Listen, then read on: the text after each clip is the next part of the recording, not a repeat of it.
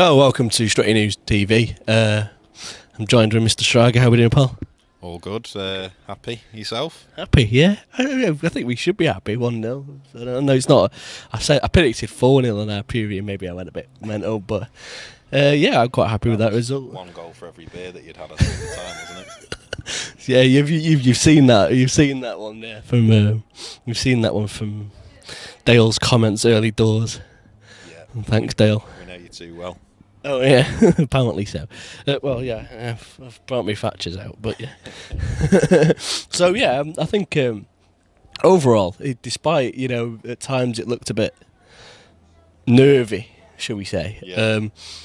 A match was pretty much a win's a win sort of mentality we should really be bringing from that game. Yeah. Is that your thoughts on the game? Yeah. Do you want me to hold it here? So, Do what you like. yeah, I mean, obviously it was, like you say, nervy. Certainly in the first 20 minutes it was nervy. I thought Spurs looked quite impressive, actually.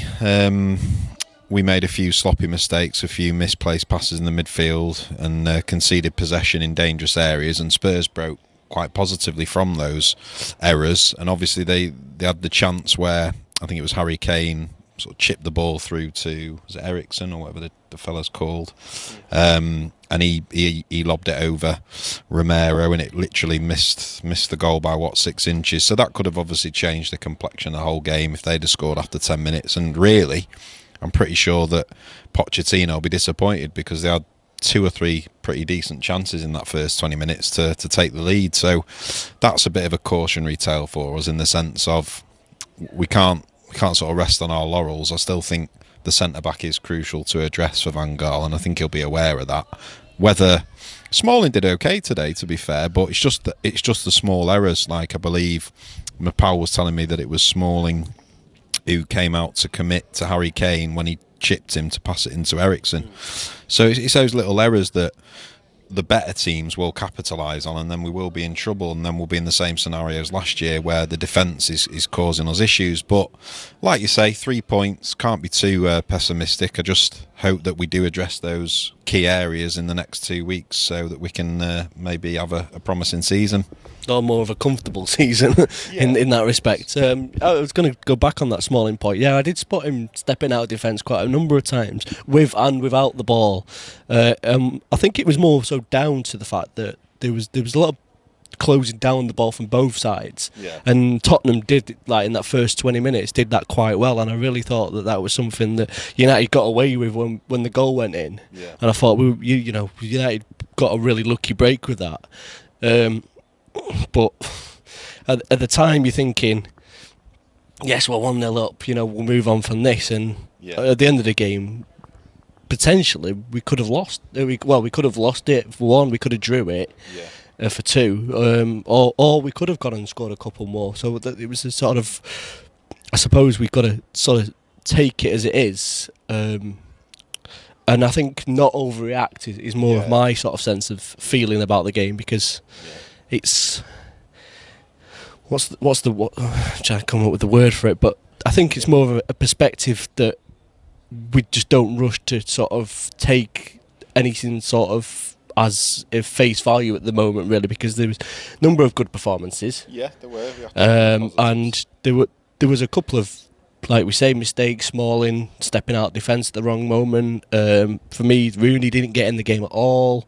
No. And he was knocked off the ball several times. His flick-on headers, there was just no directional. I thought we were watching Fellaini up top at one point. So I think that needs to be addressed, and I think that's more of an address, as you was alluding to there with the centre-back, is United fans will come away from Old Trafford today and say, well, look, let's go and have a look at another strike, because Rooney's just not up to it up there. And I was quite impressed with Memphis for the first 10 minutes. He sort of kept hold of the ball well. He showed his strength, that he wasn't going to get knocked off the ball. And then after that, he sort of came off the boil a bit.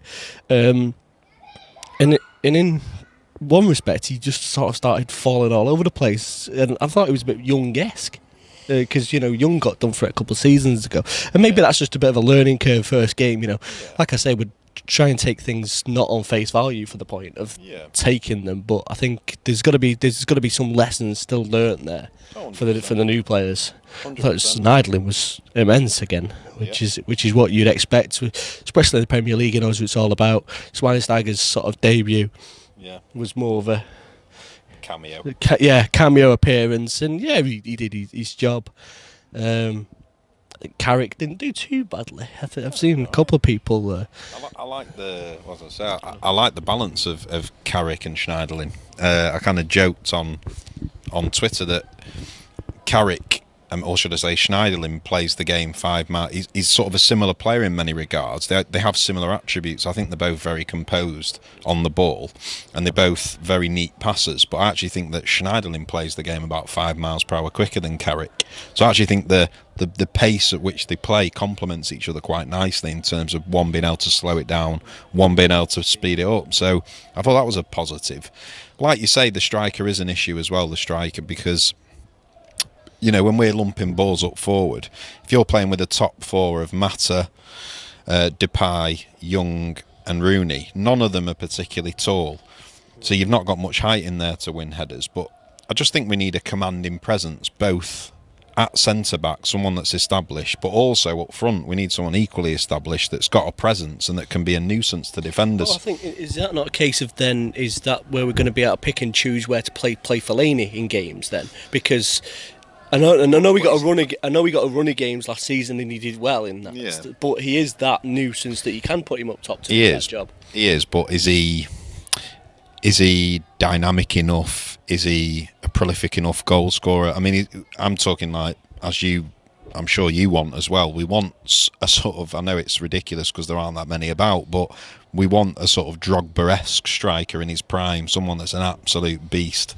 That's the kind of striker that we need, that's got movement, that's got power, because then he'll allow the more creative midfield players to get into the game, and he'll also make movement that will create space for them to look for. Players like Mata will thrive on a player like Drogba running in behind, or that kind of. But I know obviously they're limited, that calibre of player. But we all know. I mean, we all know. Like you say, we've got to look for the positives. I thought Depay looked decent today. Couple of nice little flicks over his head. He looks like he's got pace when he goes forward that we're lacking a little bit in other areas to penetrate at, the other defence, which is what we need. And I thought for his debut in the Premiership, a very difficult league, and he's only a young lad, he's only 21, I thought he looked, decent. I mean, he's obviously got bags of confidence. I believe he actually requested the number 7 shirt, which sort of speaks to what kind of man he is in terms of stepping up to the plate. And I thought he looked decent. A nice 1-2 he did. He was involved in the build-up to the first goal, passed it to Ashley Young. So I thought it was a fairly promising debut, but on Twitter a few people disagree with me. But, it's... I think there were positives there. Darmian looks like a very... in the kind of mould of... We've had such consistent fullbacks over the years that we've watched United, players like Dennis Irwin, Gary Neville, who have been so solid defensively but could offer something going forward. And I think he's the right balance of, he's a defender first and he's a defensive player second. And maybe we had that balance wrong with players like Rafa. As much as I love Rafa, you could argue that he was better in some ways going forward than defensively. So it's one of those situations with Darmian where I think he's got that good balance of being a defender first. I suppose putting Valencia in that position as well brings in that balance, is the fact that he's a winger. So first of all, he wants to go down the wing with it. And he was never a natural defender. That's always an issue. We could never keep him as our primary right back. Yeah, I think that was quite fair. I was going to, we touched on it just after the game when we come back, that Darmian was what was the sentence I used was he was going to be consistently decent all the way through the season, and that's what I think that we're going to get from him. Yeah, he'll never waver from a 7 out of 10. And that's like with Dennis Irwin. Dennis Irwin, you could guarantee, I don't remember him ever playing a bad game. He was an 8 out of 10 every week. What's Dennis Irwin? I mean, he scored a few nice free kicks, but he wasn't Eric Cantona, but he was brilliantly consistent at his role. And Gary Neville the same. You very rarely saw G Nev, a handful, maybe City, and I had a couple of stinkers against City once when Sean Goater scored against us. But very rare. On one hand, you could count his bad games. Oh yeah, yeah. So yeah, if you're putting it into sort of a lineup of those three sort of players, then I Yeah. think that's what Darmian's going to turn into. Yeah. I'm not expecting us to see like 9 out of 10 performances out of him to come away man of the match. It's not what you're expecting from a fullback. Really, you should be wanting that for a centre forward or a centre midfield who's dictating the game or who's going Yeah. forwards attackingly to win those sort of things. My man of the match to me today was Mata though. I just really, really liked what he did. His work rate was really high, Yeah. constantly chased down the ball. And I said to the lad next to the couple of lads that stood next to me, he just he you can't give him 3 millimeters of space on that pitch. You can't give him that blade of grass because he got out 2 or 3 situations today where he's been closed down by 2 or 3 players, just got out of them. Yeah, yeah. And especially Yes. there was one example in the second half that was just superb. And he goes off and he sort of run into a couple of situations. You think he's going to lose this somewhere along the lines, Yeah. and still holds the ball. And then the next minute he was out the other wing to Young, and I thought, I'm really glad that he's sort of like picking up this role, and he's not naturally right wing for him, and he No, never will that's- be. yeah. But he's doing that job, and he had a shot in the first half that sort of came to him in the box, and he Yeah. sort of in and out at a couple of players, and then got the shot away. Yeah, and it got deflected back to him, didn't it? I think it got blocked, and then he had a second shot, and it just went wide.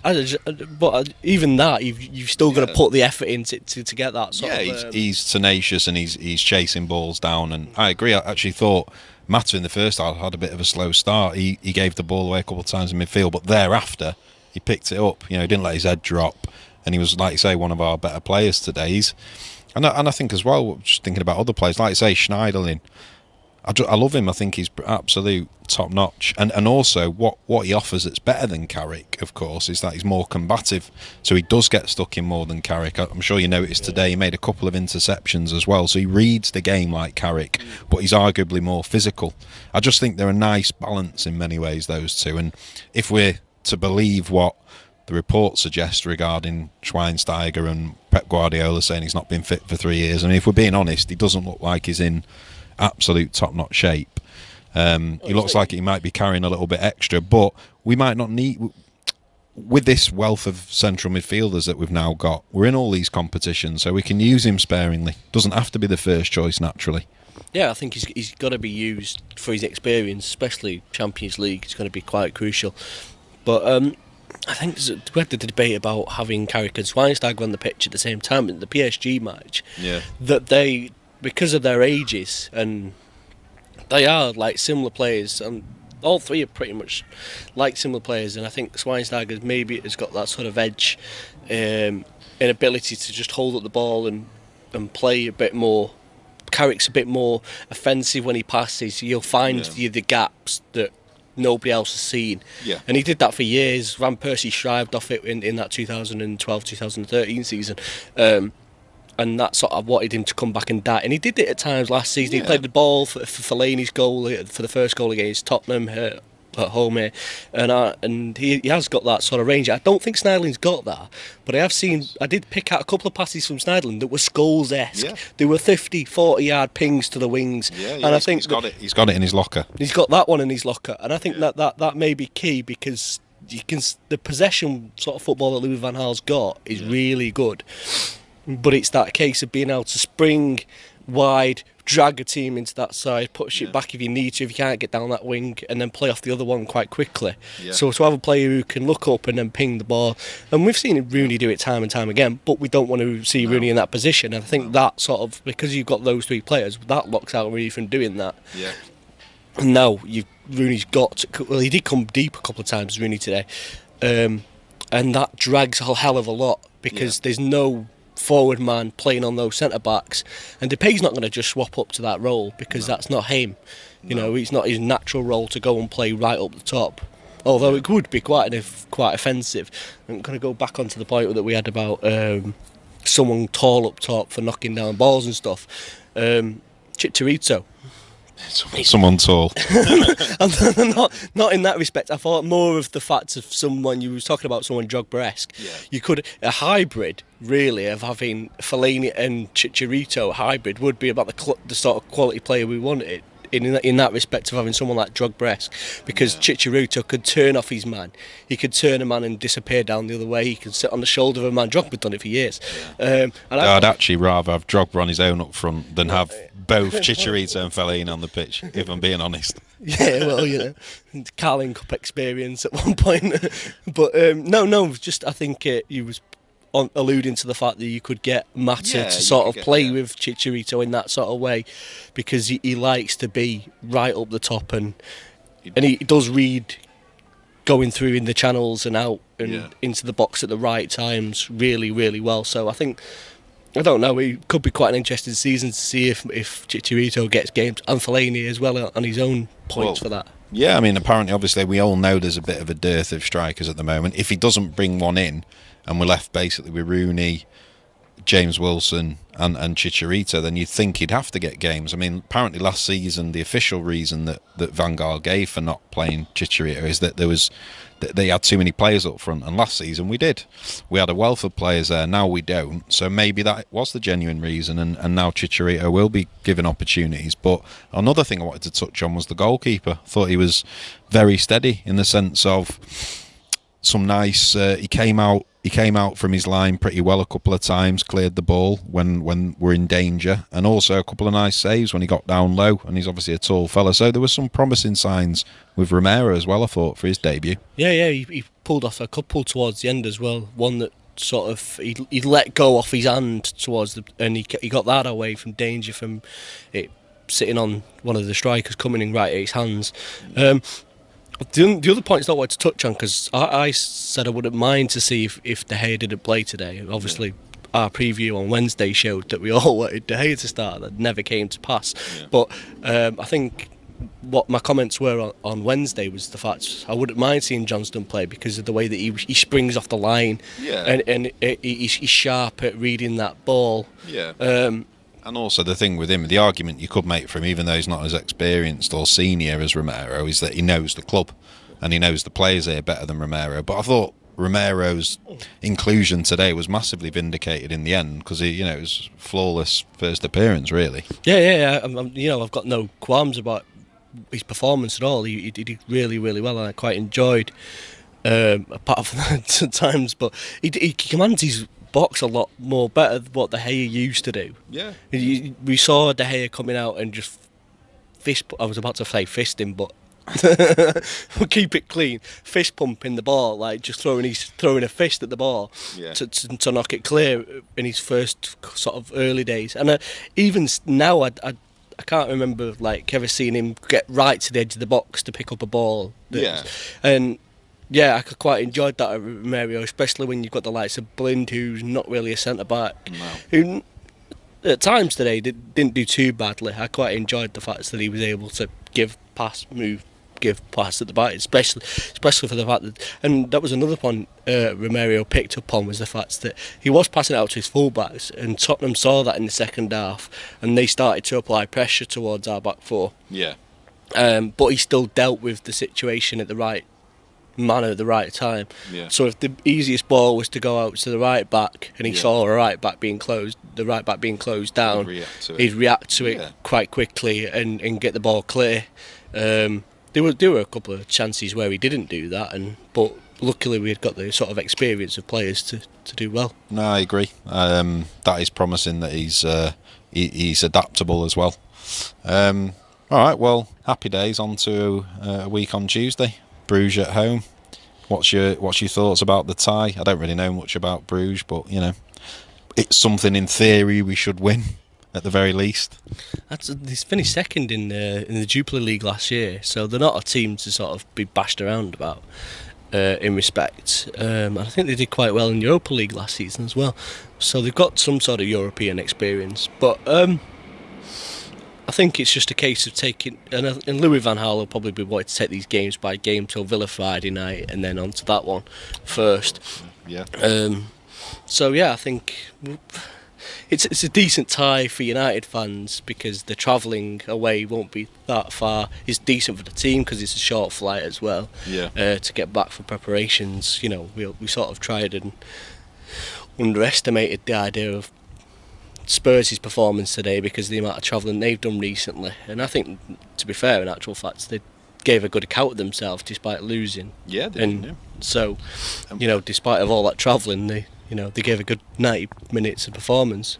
And what about Villa away, like you mentioned there on Friday? Friday game, bit bizarre, not seen those for a long time. But Villa away is always a cracking game to go to, Villa Park. Do you think there's any changes from the starting 11 today in particular that you'd like to see, or would you like to see him stick with the same 11?